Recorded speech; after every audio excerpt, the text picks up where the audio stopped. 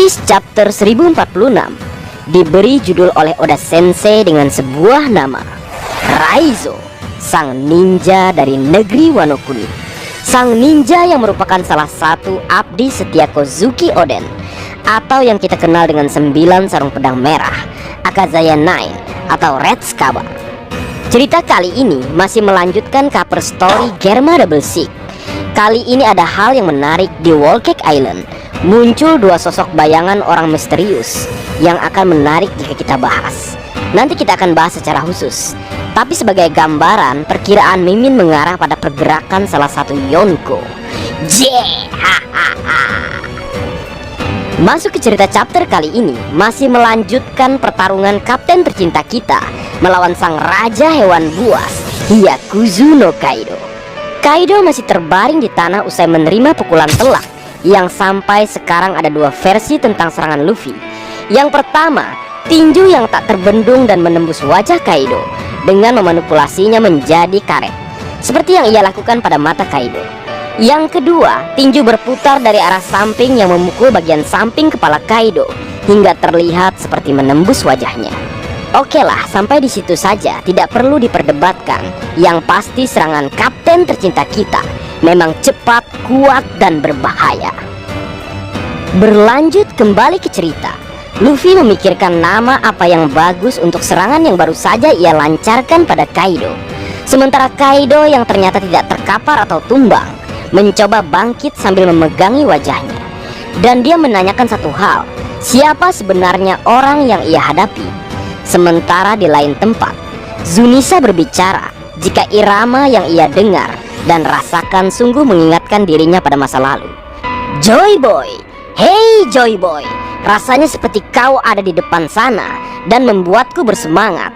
Semuanya terasa seperti sudah ditakdirkan. Yang bisa kulakukan hanyalah percaya padanya, ucap Zunisa, yang nampaknya menganggap Luffy adalah Joy Boy. Zunisa saja mengatakan dia adalah Joy Boy, maka tidak heran Kaido pun sampai bertanya-tanya siapa yang sedang ia hadapi, karena nampaknya dia merasakan sesuatu yang berbeda pada kapten tercinta kita. Dan kemudian Luffy yang sedang dalam mode awakening, Mythical Zoan, Hito Hitonomi model Nika, menjawab pertanyaan Kaido, siapa sebenarnya dirinya. Siapa aku? Monkey D. Luffy, orang yang akan melampauimu, lalu menjadi raja bajak laut, ucap Luffy dengan senyuman khasnya. Entap, Jos memang bakat Sencho, tidak pernah sedikit pun merubah tujuan dan cita-citanya.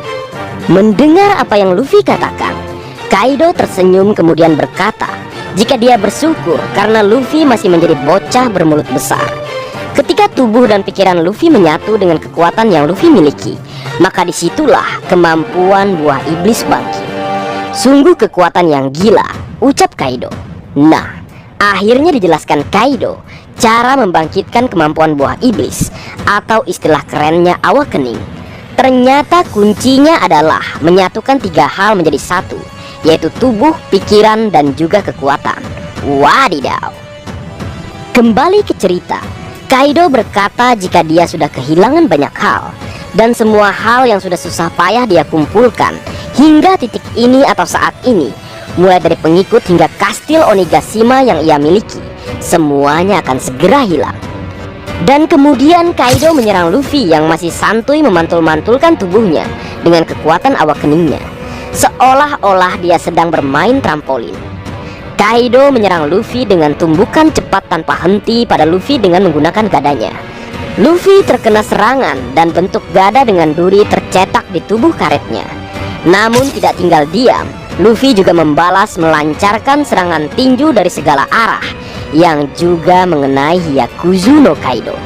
Dampaknya selain terpukul, tubuh Kaido seperti menjadi karet dan menggelembung akibat pukulan Luffy dari berbagai arah. Keduanya sama-sama terpukul mundur dan kesakitan. Lalu kembali Kaido berbicara jika di bawah tempat dia dan Luffy bertarung, atau kastil Gunung Tengkorak Onigashima, semua lantai telah diselimuti api atau kebakaran. Beberapa ribu pasukan Luffy juga terjebak di dalamnya. Semuanya akan terbakar dan mati, ujar Kaido.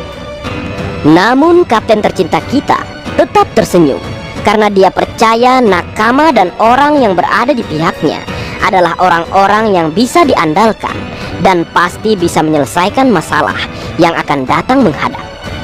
Biarkan mereka mengurus yang terjadi di bawah sana. Yang perlu kupikirkan hanyalah mengalahkanmu, ucap Luffy yang bergerak maju dengan cepat ke arah Kaido. Dan kembali dia menggunakan gerakan memutar kaki, persis film kartun zaman dulu. Namun sebelum mencapai Kaido, dia telah diberikan serangan Kaifu atau pisau angin oleh Kaido. Namun dengan cepat dan dengan cara konyol, Luffy kembali menghindari serangan pisau angin Kaido. Luffy mengangkat tubuhnya ke arah atas dan membuat ruang yang tinggi, sehingga Kaifu atau pisau angin Kaido hanya melewati dirinya. Konyol tapi ngeri memang nih Luffy saat ini. Berpindah ke tempat lain, yang pertama bawah tanah kastil, ada bridge Kola dan para kroco Kaido. Para kroco yang terjebak dalam kepungan kobaran api. Lalu di lantai 1 ada para kru laut dan para samurai juga sama menghindari kejaran dan kobaran api yang semakin mendekat. Dan kita bisa melihat Beppo kembali menjadi beban. Dia digotong oleh kru laut yang lain dan para samurai karena hampir pingsan karena tidak kuat menahan panasnya api. "Tolong kami, Kapten," ujar kru Lau. Nasib benar Lau punya kru gini. Dan Beppo sebagai suku Ming, dialah satu-satunya suku Ming di Onigashima yang boleh kita katakan harusnya bisa bertarung ya, yang tidak bisa mengeluarkan kemampuan sulongnya atau belum mengeluarkan kemampuan sulongnya. Kemudian kembali ke bawah tanah di tempat lain, ada para samurai dan Nico Robin dan juga Soul King Brook yang juga terjebak dalam kepungan kobaran api. Namun ada joke atau candaan yang Oda Sensei selipkan di tengah ketegangan untuk kita semua, Leo, di mana para samurai merasa kasihan dengan Brook yang mereka kira sebagai korban terbakar karena berupa tulang belulang. Kemudian berpindah ke lantai pertunjukan kastil Onigashima. Api terlihat begitu besar dan membakar semuanya serta membuat banyak orang terjebak. Kita juga bisa melihat Nami dan Chopper. Nami menanyakan di mana keberadaan Zoro, Sanji, Franky, Usopp, Nico Robin, Brook, dan Jinbe. Apakah mereka ada di tengah-tengah kobaran api? Meskipun mereka ingin mencarinya, namun saat ini Onigashima sudah hampir sepenuhnya terbakar. Bahkan tempat mereka sekarang pun tidak aman. Selama pulaunya melayang, tidak ada tempat untuk lari. Sementara itu, Chopper meminta Zeus untuk menciptakan hujan dengan kemampuannya. Namun Zeus mengatakan jika itu mustahil baginya dan dia justru yang bisa ikut terbakar. Memang awan Yonko nggak berguna. Berpindah lagi ke tempat lain, di menara kiri, rumah bordir atau rumah kupu-kupu malam, ada Sanji bersama para wanita dan geisha. Lalu kembali di bawah tanah, di tempat atau sisi yang lain, ada Scratchmin Apu bersama number nomor 1, yaitu Imbi. Imbi diminta oleh Apu untuk meninju dinding kastil agar mereka bisa keluar dari kejaran dan kobaran api. Namun tangan Imbi justru melepuh dan terbakar, dan terjadilah pertengkaran dan percekcokan antara keduanya. Berlanjut ke bawah tanah sisi lainnya, ada God Usopp yang mencoba menggunakan jurus Pop Green-nya, Hisatsu Midoriboshi, sprinkler atau bunga yang mengeluarkan air, mirip alat penyiram air di taman atau sprinkler. Namun hal tersebut tidak berpengaruh atau memadamkan kobaran api yang sudah semakin besar. Di belakang Usopp ada Hamlet. Usopp berteriak marah ketika Hamlet mengatakan jika jurus Usopp terlihat seperti air yang ditumpahkan pada batu yang panas. "Berisik, kita harus melakukan sesuatu. Aku sudah berjanji pada Izo, baik Okiku atau Kinemon harus diselamatkan. Aku pun harus diselamatkan," ucap Usopp. Gokil, mau nolong menyelamatkan orang, dianya juga kepengen diselamatkan. Hamlet juga meminta pada Usopp untuk memasukkan dirinya juga dalam daftar yang akan diselamatkan. Memang. Berpindah lagi ke menara otak kanan, ada Franky yang membopong Zoro di pundaknya, dan Roronoa Zoro masih pingsan atau tak sadarkan diri usai pertarungannya melawan King the Wildfire. Lalu berlanjut ke lantai 4, ada Jinbe dan Raizo. Mereka nampak telah menyelesaikan persiapan suatu hal yang sudah direncanakan Raizo. Raizo sungguh berterima kasih pada Jinbe karena sudah percaya padanya Dan Jinbe menjawab, tidak ada alasan meragukan para samurai yang telah beraliansi dengan sang kapten Monkey D. Luffy dan Josh Gandos. Meski tebakan kita meleset Leo, cara memadamkan api Onigashima memang tidak jauh dari yang kita perkirakan. Berhubungan dengan air yang pernah membanjiri Zoo dengan semprotan belalai Zunisa, dan ada kaitannya dengan jurus spesial manusia ikan yang mampu mengendalikan air, bahkan arus laut, seperti yang pernah Jinbe katakan pada Aladdin ketika manusia ikan sudah serius. Berlanjut dan kembali ke cerita, ternyata Raizo, bintangnya Leo, tidak salah judulnya memakai namanya, dengan kemampuan yang pernah dia tunjukkan ketika menyimpan serangan bolo Brit Kaido ke dalam gulungan ninja, kemudian membalikannya dengan mengeluarkan dan mengarahkannya pada Kaido. Ternyata saat dia di Pulau Zoo bersama suku Ming dan melihat fenomena banjir dan semburan belalai Zunisa yang sedang membasahi punggungnya, Raizo menyimpan semua air tersebut dalam gulungan ninjanya.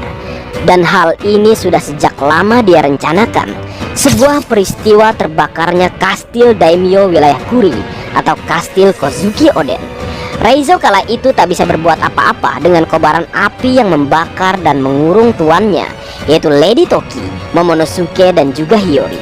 Nah, kali ini dia tampil bak bintang dengan gulungan ninjanya dan dengan gaya sang ninja. Ninpo Maki Maki no Jutsu Zou no Mizo Abi Nin Nin Nin Houkan Mizo Gokoro. Dan kemudian keluarlah semburan air raksasa yang mengarah ke arah Jinbe, sang kasatria lautan.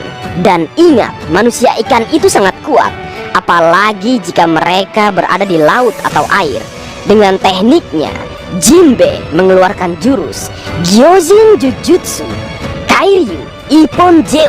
Semburan air raksasa tadi Jinbe belokkan ke arah bawah karena mereka berada di lantai 4 atau lantai atas. Menyebarlah, ucap Jinbe. Selamatkan semuanya air Zoo, ucap Raizo.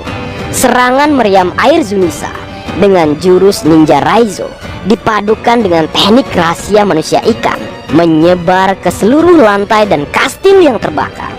Mulai dari lantai 3, tempat para Ming Masketir dan Guardian berada. Mereka kaget karena tiba-tiba ada air dalam jumlah besar yang muncul. Sementara itu di lantai 1, kita bisa melihat kru Kapten Kid sedang melarikan diri dari api sambil membawa killer yang nampaknya juga kelelahan karena pertarungannya. Meski sama-sama diangkat kayak Beppo, jangan samakan ya Leo. Killer ini sudah bertarung dengan penuh perjuangan. Jangan samakan, oke? Lalu berpindah ke sisi luar Onigashima yang melayang di udara. Tentunya ada Yamato dan Momonosuke yang dalam wujud naga raksasanya. Yamato mengatakan jika Kaido hampir mencapai batasnya, Homura Kumo atau api yang Kaido ciptakan tak akan bertahan lama lagi. Jadi Yamato memaksa Momonosuke untuk membuat juga Homura Kumo yang dapat menopang Onigashima. Karena jika tidak, Onigashima akan jatuh.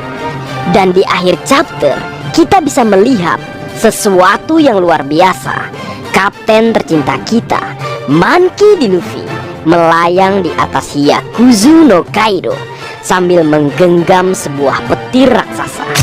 Luffy bak dewa petir Leo, dan dia tersenyum sementara Kaido juga tersenyum melihat Luffy. Apakah kematian yang dicari-cari dan Kaido idam-idamkan akan dia dapatkan dengan Luffy yang kini menggenggam sebuah senjata dewa yang dikatakan sebagai dewa Olympus terkuat, Zeus, sang dewa petir. Tidak heran sang dewa palsu yang memakan buah iblis petir tak bisa mengalahkan Luffy. Selain karena karet tak mempan oleh listrik, kapten tercinta kita, Monkey D. Luffy, adalah Sangat Nika, sang dewa matahari yang menggenggam petir di tangannya. Sedikit membahas, dalam mitologi Jepang, penguasa badai adalah saudara dari penguasa matahari, dan penguasa matahari adalah orang berambut putih yang mengendalikan awan. Sementara itu, yang mengendalikan awan adalah penguasa badai. Nah, sangat sesuai kan dengan penampilan Luffy setelah Awakening, setelah menjadi Sangat Nika. Benar-benar mengerikan kekuatan Luffy setelah terbangkitkan ya Leo. Dia memiliki kemampuan luar biasa yang hanya dibatasi oleh imajinasinya saja. Kemudian kekuatan spesial yaitu karet, mampu menghasilkan api karena dia adalah sang dewa matahari. Dan kini dia mampu menggenggam petir karena kemampuan karetnya yang memungkinkannya untuk melakukannya.